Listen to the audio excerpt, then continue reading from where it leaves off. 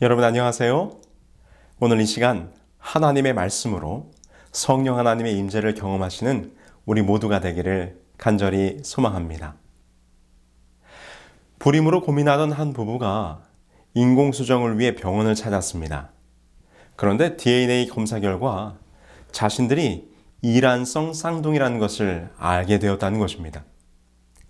무슨 일이 있었을까요? 사연은 이렇습니다. 그들이 갓난아기 시절 자동차 사고로 부모를 잃고 각각 다른 가정으로 입양이 되었는데 그들이 쌍둥이라는 정보가 누락된 채로 자라났다는 것입니다. 그러다가 대학에서 만난 뒤 교제하게 되었고 결혼까지 하게 되었다는 것이지요. 현재 그들은 자신들의 관계에 대해서 혼란스러워하고 있다고 하는 그런 내용의 신문 기사가 있었습니다. 정말 기가 막힌 이야기지요. 그런데 사실 지금 말씀드린 사건은 가짜 뉴스입니다. 그런데 이 이야기는 실제 미국 미시시피 헤럴드 신문에 게재가 되었었습니다. 그런데 그 후에 가짜 뉴스를 만들어내는 한 지역 뉴스 웹사이트에서 만들어진, 꾸며진 이야기라는 것이 확인이 되었던 것이지요.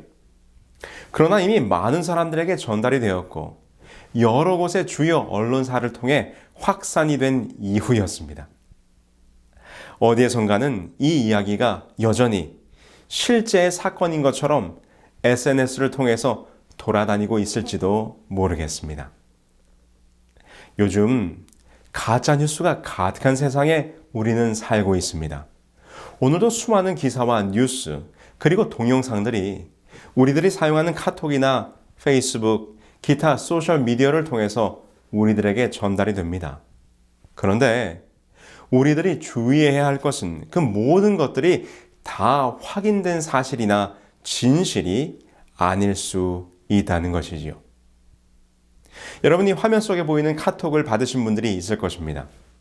저도 이 카톡 메시지를 여러 교우님들에게서부터 받은 적이 있습니다. 내일 오후 아프간의 이슬람 교도들에 의해 사형 선고를 받을 기독교 선교사가 229명을 위해서 기도해 주십시오. 많은 사람들이 기도할 수 있도록 가능한 빨리 이 메시지를 전달해 주십시오. 아프리카 치와 출신의 선교사 유디스 카모나가 전달했다는 이 메시지는 순식간에 수많은 교인들의 소셜미디어와 카톡 메시지를 통해 유통이 되었었습니다. 이 문자를 받고 어떤 교회에서는 특별 기도 모임을 하기도 하고 소그룹 시간에 기도를 하기도 하였다고 합니다. 그런데 이 긴급한 기도 요청 소식도 가짜뉴스였습니다. 이것에 대하여 조사한 내용에 따르면 그 어떤 형태로도 이러한 대규모 선교사 사형 사건은 없었을 뿐만 아니라 이 선교사 사형에 대한 뉴스가 이미 2016년부터 유포되기 시작했다는 것입니다. 그리고 여전히 이와 비슷한 형태의 가짜뉴스 기도 요청 메시지들이 재생산되고 있다는 것입니다. 이러한 가짜 기도 요청 사태를 보면서 기독교 윤리실천운동의 박재민 팀장은 말하기를 성경에는 거짓 증거하지 말라는 말씀이 있다고 언급하면서 교인들이 사실이 아닌 것을 퍼뜨리거나 무조건 수용하는 것은 믿음이 아니라는 생각을 가져야 하고 서로 의견을 교환하며 사실인지 확인해 보려는 균형적인 자세를 가져야 한다라고 제안해주고 있습니다. 세계는 지금 대중들을 현혹하고 무고한 희생자를 만드는 이 가짜뉴스와 전쟁을 벌이고 있습니다. 거짓이 이 정보의 고속도로인 인터넷을 타고 삽시간에 퍼져 어느덧 진실로 자리 잡고 있기 때문입니다. 그런데 이 가짜뉴스는 이 온라인 시대의 부산물이 아닙니다. 이 가짜뉴스라는 용어가 이미 기원전 6세기에서 5세기경에 있었다고 합니다. 일본의 역사학자인 미야자키 마사카치가 집필한 세계사를 뒤바꾼 가짜뉴스라는 책에 보면 이에 대하여 설명해주고 있는데요. 기원전 6세기에서 5세기경 사이에 아테네 대중정치가 꽃을 피우던 시절 그리스인들에게는 서로 광장에 모여서 연설하고 토론하는 문화가 있었습니다.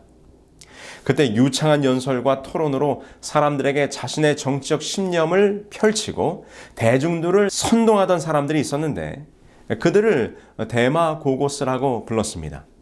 이는 대중정치가를 지칭하는 말이었습니다. 그런데 연설로서 사람들을 선동하는 이 대중정치가라는 말의 데마고고스에서 가짜뉴스를 의미하는 단어인 데마가 나왔다는 것입니다.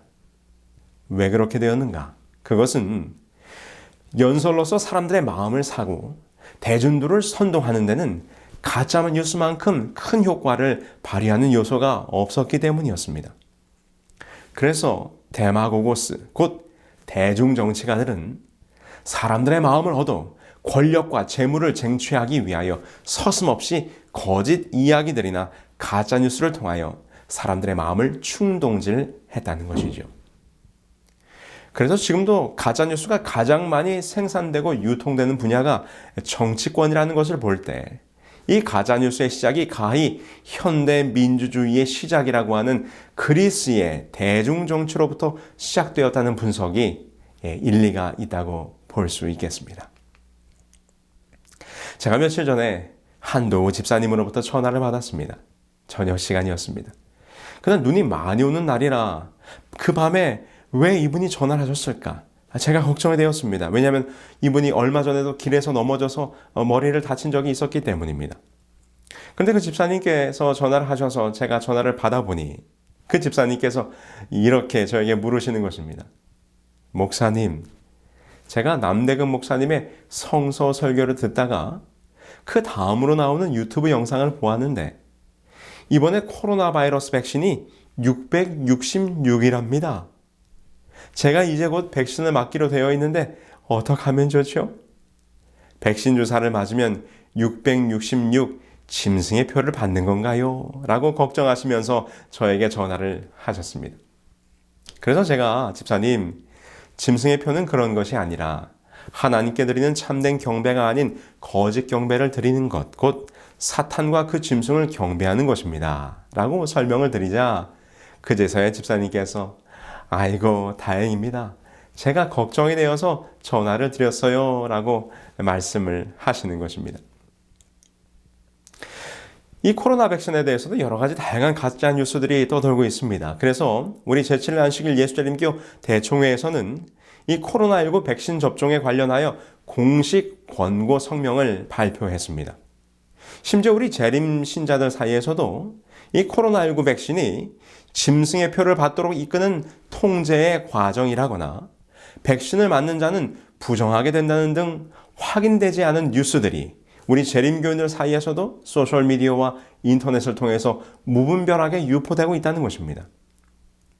이것이 매우 염려되는 상황이기 때문에 대총회에서 이것을 진화하기 위해서 성명을 발표하게 되었는데 우리 대총회 보건전도부와 성경연구소 그리고 로마린다 대학 약학대학과 공중보건대학은 이 코로나19 바이러스 백신 접종에 관하여 공식 입장을 발표하고 우리 재림교회 공식 뉴스 네트워크인 ANN을 통해 보도했습니다. 그 내용은 당연히 이것이 우리의 현재 질병과 이 팬데믹을 종식시키는 데 아주 유용한 것이므로 이것이 성서적으로 어떤 666이나 짐승의 표와는 아무런 관련이 없으며 이것을 받는 것이 백신을 받는 것이 무방하다라고 하는 이런 권고의 내용을 담고 있습니다. 아울러서 이러한 비과학적이고 비성서적인 추론은 성경을 불명예스럽게 하는 것이며 지식이 약한 성도들을 혼란스럽게 만들고 있다라고 지적하면서 백신의 도입이 어떤 영적이고 우주적인 종말론적 시나리오와 연결하는 것에 대해서 매우 우려를 표명하는 그런 성명을 발표한 것입니다. 그러니 여러분 이 코로나 백신에 대하여 염려하지 마시고 여러분들의 순서가 되었을 때 이 백신을 접종하는 일에 주저하지 않으시게 되길 바랍니다. 그런데 요즘과 같이 이렇게 가짜뉴스가 범람하는 시대에 최근 영국 크리스천 투데이는 이 그리스도인들이 가짜뉴스를 분별하기 위한 성경적인 방법 3가지라고 하는 제목으로 다음과 같이 우리들에게 소개해주고 있습니다. 어떻게 우리는 가짜뉴스를 바라보아야 하는가? 첫 번째, 그 어떤 뉴스도 그대로 믿지 말라. 성경은 우리에게 잘 속지 말라고 조언하고 있다라고 권면하고 있습니다. 심지어 그것은 영적인 문제에서도 마찬가지입니다. 요한일서 4장 1절에 보면 기록하기를 사랑하는 자들아 영을 다 받지 말고 오직 영들이 하나님께 속하였나 시험하라. 많은 거짓 선지자가 세상에 나왔음이니라. 많은 사람들이 잘 포장된 거짓말들을 합법적인 진리로 쉽게 받아들입니다.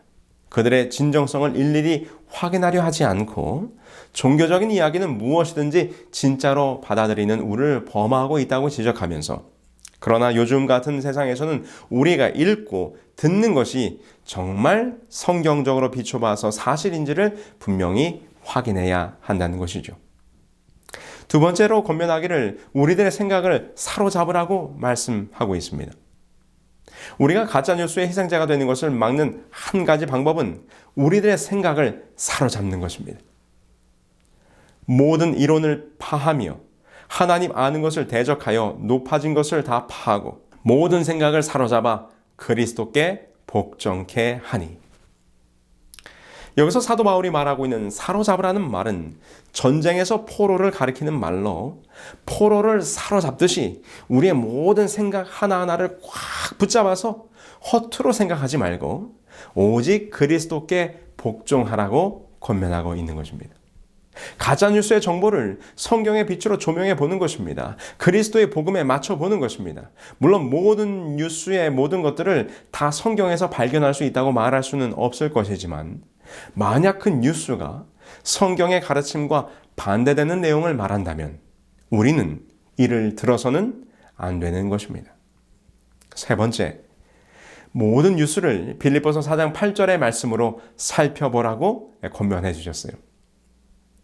정말로 형제들아 무엇에든지 참되며 무엇에든지 경건하며 무엇에든지 옳으며 무엇에든지 정결하며 무엇에든지 사랑할 만하며 무엇에든지 칭찬할 만하며 무슨 덕이 있든지 무슨 기림이 있든지 이것들을 생각하라. 우리가 읽는 뉴스들이 사실이라 해도 이를 우리의 삶에 적용시키는 것은 또 다른 문제일 것입니다. 우리의 마음을 채우는 것은 오늘 이 빌립보서의 권면처럼 경건하고 옳고 정결하고 사랑할 만하고 칭찬할 만하고 덕이 있고 기림이 있어야 합니다. 그렇지 않으면 그것이 우리의 영적인 삶에 유익이 되지 못할 것이기 때문입니다.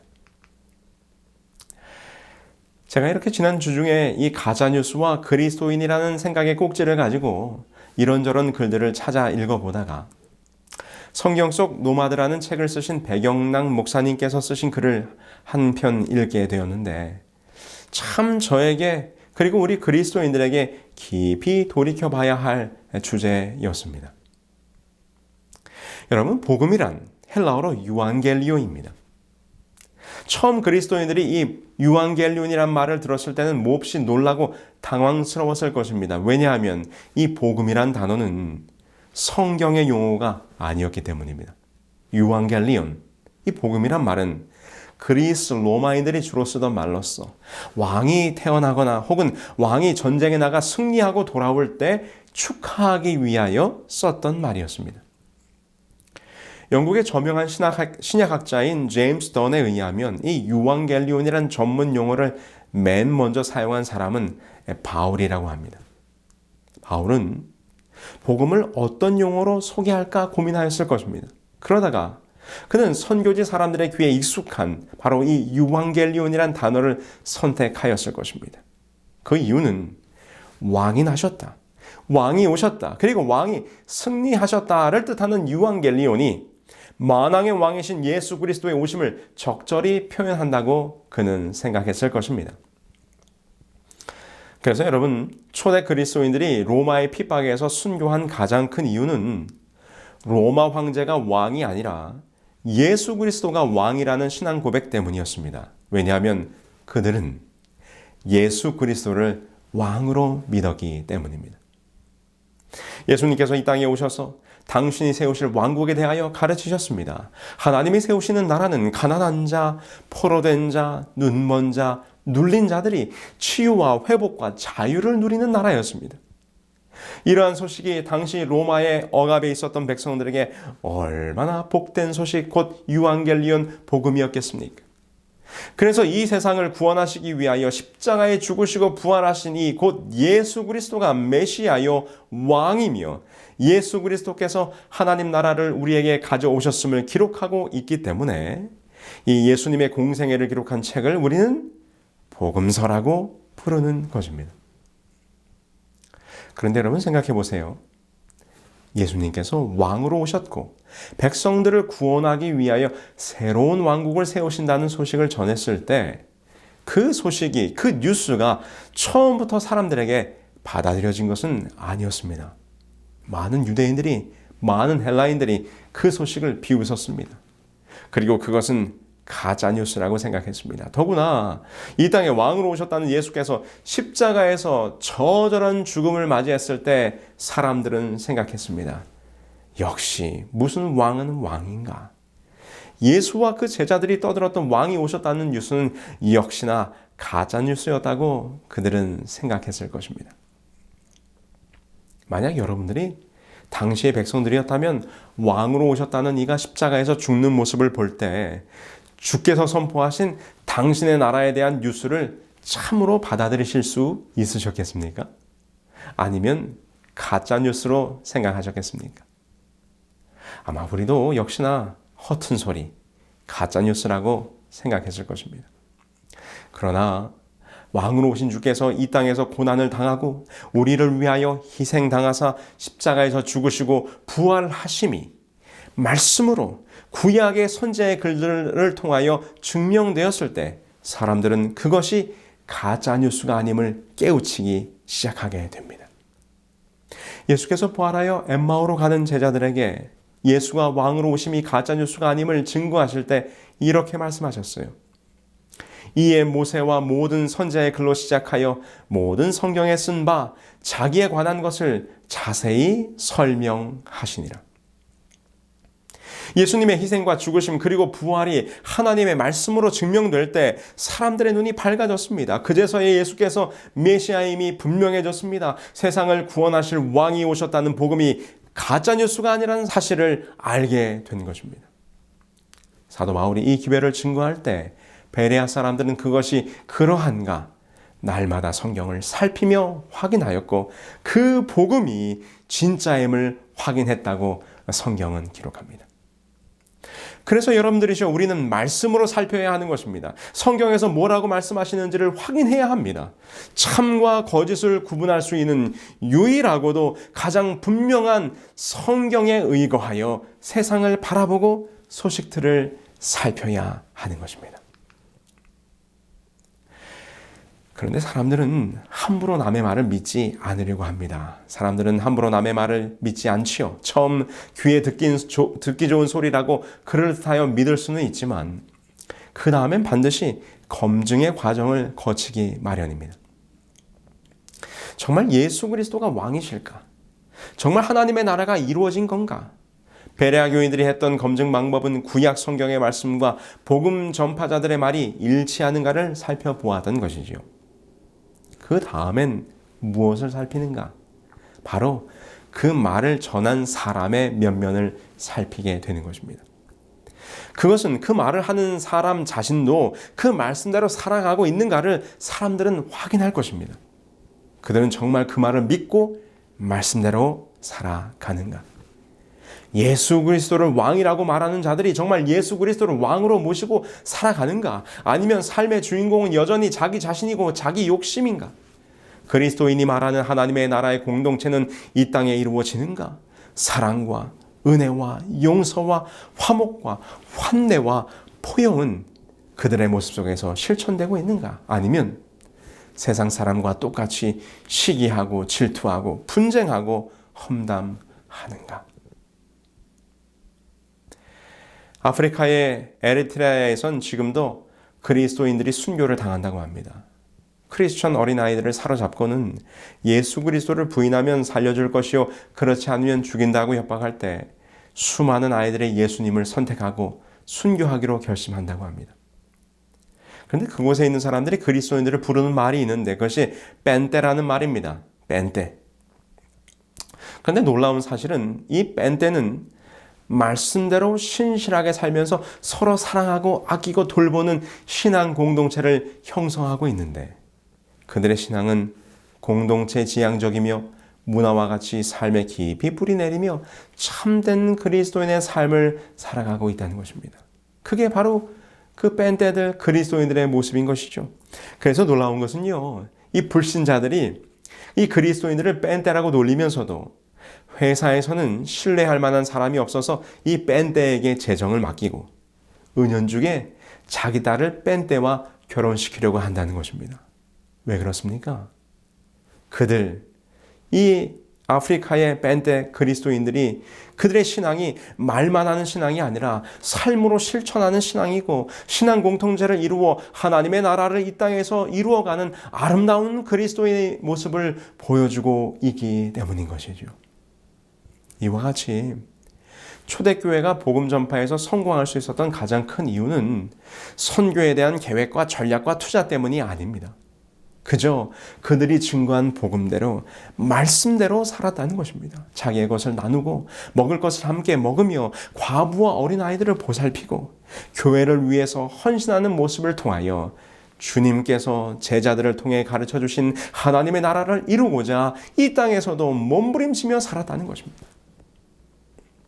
그래서 여러분, 원래 초대교회에는 개인 전도의 개념이 없었습니다. 그러므로 초대교회의 전도 방법은 먼저 그리스도인 공동체를 이루고 자신의 공동체가 진정 하나님의 말씀대로 살고 있음을 삶으로 증거함으로써 그 공동체에 초청하여 사랑하고 은혜를 나누고 생명을 나누는 모습을 보이며 살았다는 것입니다. 그것이 수많은 사람들을 초대교회로 인도하는 복음의 원동력이 되었던 것이지요. 여러분, 왜 오늘 현대의 교회는 이런 복음의 능력이 없습니까? 예수 그리스도를 왕으로 모시고 사는가? 과연 우리는 하나님의 나라를 우리들의 교회에서 이루고 있는가? 아니면 세상과 똑같은가? 현대 기독교가 전하는 복음이 세상 사람들의 눈에 가짜로 보이기 때문인지 모르겠습니다. 말만 번지르하여 하나님의 영광, 하나님의 은혜, 하나님의 사랑을 말하지만 사실 은혜와 사랑은 찾을래야 찾을 수 없고, 영광은 하나님이 아니라 인간이 모두 가로채고 있습니다. 영성을 이야기하는 사람일수록 왠지 모르게 더 교만하고, 신앙을 이야기하는 사람일수록 더욱 비판과 판단을 일삼고, 은혜를 받았다는 사람이 더욱 야박한 모습을 보이고 있지는 않습니까? 교회는 세상의 그 어떤 조직보다도 더 비열하고 욕심 많고 파당을 짓고 싸우기도 합니다. 교인들이 모인 곳이 세상의 사람들이 모인 곳과 별반 다르지 않다는 것입니다. 서로 헐뜯고 욕하고 갈라서고 미워합니다. 혹시 오늘 우리들의 모습이 그리스도의 복음을 온통 가짜뉴스로 바꾸고 있지는 않은지 모르겠습니다. 예수님은 이렇게 전하는 말과 삶의 모습이 전혀 달랐던 가식적인 열심을 내던 바리새인들에게 이렇게 비판하셨어요. 화 있을진저 외식하는 서기관들과 바리새인들이여, 너희는 천국 문을 사람들 앞에서 닫고 너희도 들어가지 않고 들어가려 하는 자도 들어가지 못하게 하는도다. 화 있을진저 외식하는 서기관들과 바리새인들이여, 너희는 교인 한 사람을 얻기 위하여 바다와 육지를 두루 다니다가 생기면 너희보다 배나 더 지옥 자식이 되게 하는도다. 여러분이 얼마나 두려운 질책이십니까? 우리가 열심히 전도한다고 하고 말씀을 전한다고 하고 진리를 가졌다고 하고 예언을 더 많이 알고 있다고 하지만 오히려 우리들의 삶은 그 복음을 복음답게, 진짜답게, 진리답게 드러내지 못하고 있어. 우리의 가짜 같은 그리스도인의 모습으로 인하여 사람들을 실망시키고 낙담하게 하고 그들로 더 지옥의 자식이 되게 하는 우를 범하고 있지는 않은지. 정말 우리가 받은 참 복음을 우리의 거짓된 삶을 통하여 세상 사람들에게 가짜 뉴스가 되게 하는지 아닌지 돌아보아야 할 것입니다.